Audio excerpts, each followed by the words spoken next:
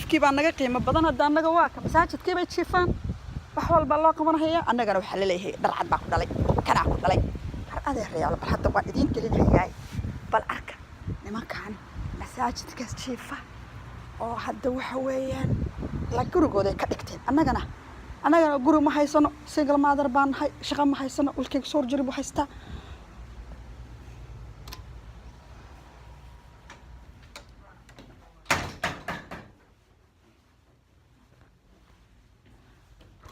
Sorry, can you help me? You can call the imam for me.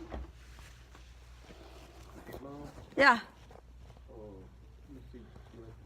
Because I want to talk to him. Last night there was I had here me. Thank you.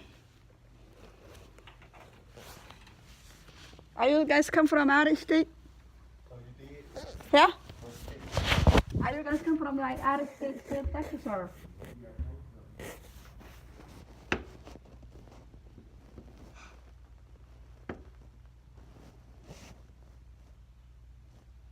I don't know what's going on here.